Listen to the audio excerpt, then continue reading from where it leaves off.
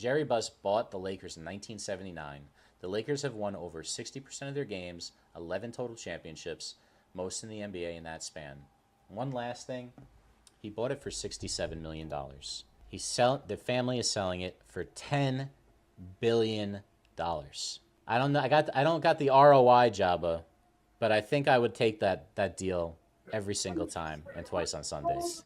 Well, I mean, it's you got to understand too. Like he's done it for so long, and just the storied history of what the Lakers are and the players that they've had, and guys that have been there that have done certain things. It doesn't surprise me by any means.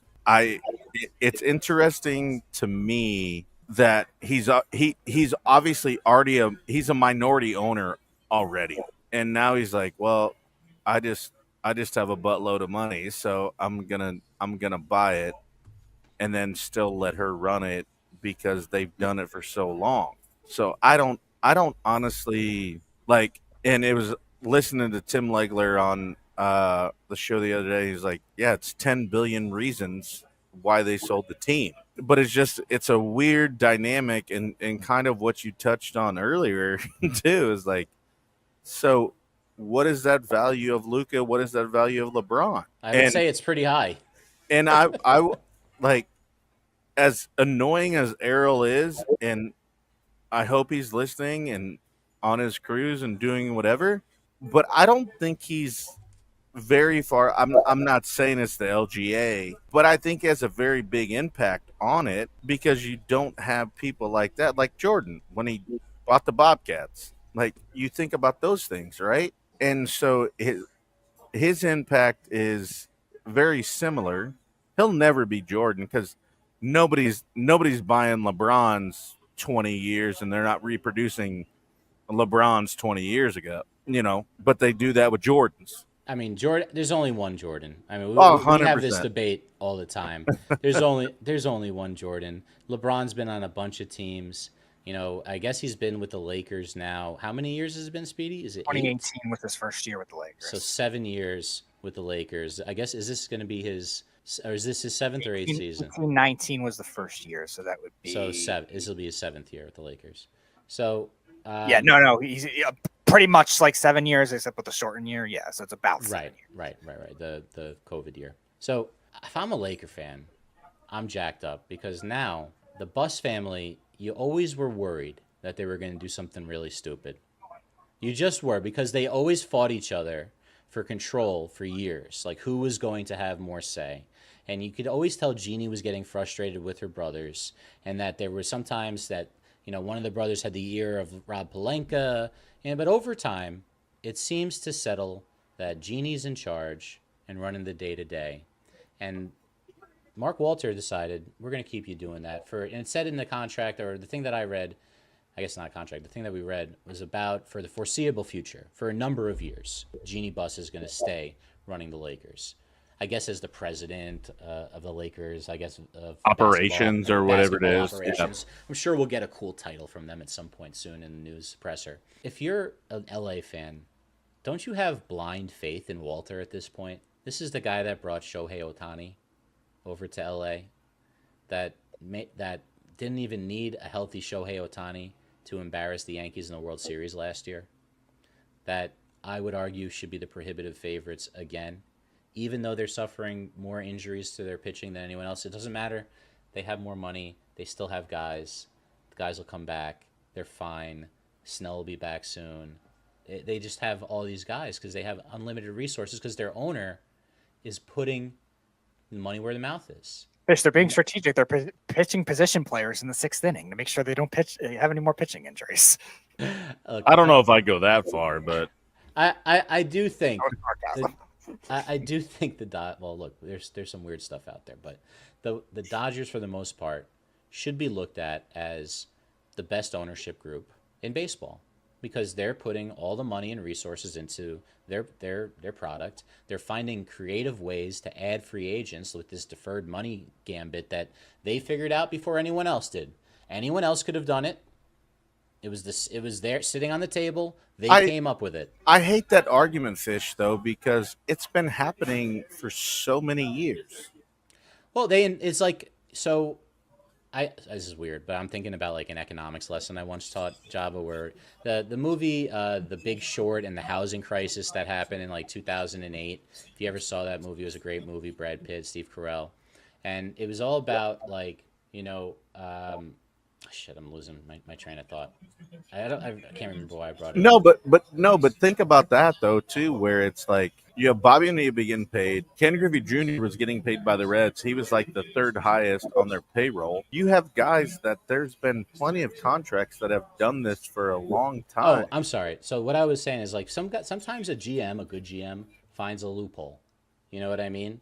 And there were so many loopholes. Is in it the a market. loophole though, or It is it is. just It's a loophole in the CBA that they didn't think of. But they're That allowed to do it, so until the everybody next can do it. CBA. Until the next CBA, if people don't want it, they're going to reject it. But guess what?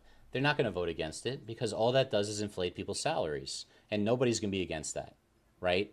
Like it would be Yep. very silly to be against that, unless the owners gang up and try to lower the amount of money they're spending for some reason. I don't see how players are going to oppose that ever. It's weird. We see these numbers with funny money, and a team like the Dodgers can stack themselves. It's a little different in the NBA. It's different parameters, different rules.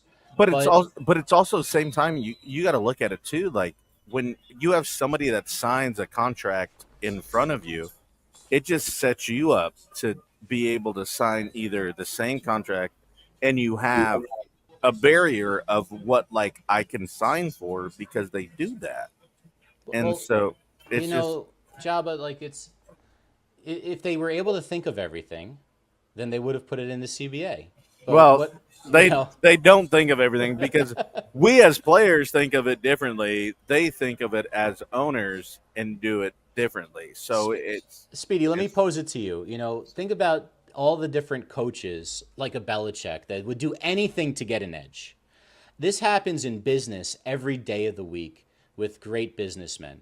And in the economy in 2008 and for the decade preceding it, people were buying these, like people's debt from their mortgages and trading on it. And it was a loophole that people were able to find ways to make lots of money, sell bad mortgages, and the whole market crashed. That would be worst case scenario for this deferred money experiment. Most likely, what's going to happen is everyone's going to make money, and there will be some teams that can't do the deferred, and you're going to have a parity widen, in my opinion, in the league between the haves and the have-nots, even with collective bargaining. I don't really care about that. We could talk about the baseball stuff another time. I want to talk about if now I'm a Lakers fan, I have that guy as my owner. That guy that wants to do those things for my franchise. That guy who's going to do whatever it takes to put a winning product up there, including spend more money than everyone else in the league and find loopholes to find ways to spend even more money so I can have even better players in depth.